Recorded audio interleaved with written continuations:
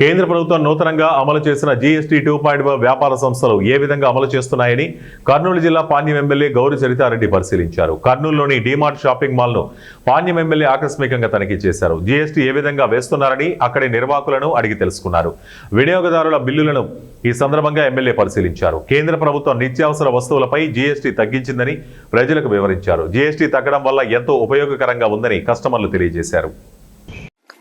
అలాగే పాణ్యం నియోజకవర్గ ప్రజలందరికీ విజయదశమి శుభాకాంక్షలు తెలియజేసుకుంటున్నాను.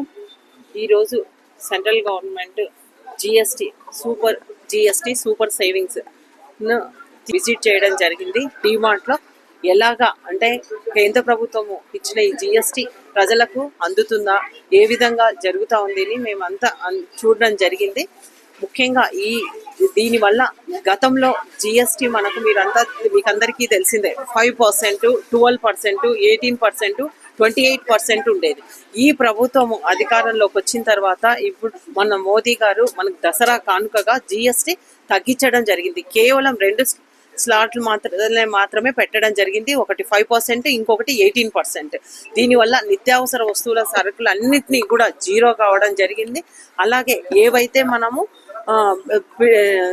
అవసరానికి ఉన్నాయో అవన్నిటిని కూడా 5%, ఇప్పుడు రైతులకు ఉపయోగపడేటివన్నిటి, ముఖ్యంగా మనమంతా వ్యవసాయం పైనే ఆధారపడి జీవనం కొనసాగిస్తున్నాం, అంతా మధ్య తరగతి కుటుంబాలు కాబట్టి అందరికీ అందుబాటులోకి వచ్చేలాగా అన్ని తగ్గించడం జరిగింది. ఈరోజు రైతులకు ఏవైతే వ్యవసాయ పనిముట్లు కానీ వ్యవసాయానికి సంబంధించినవి అన్నిటిని కూడా 5% చేయడం జరిగింది.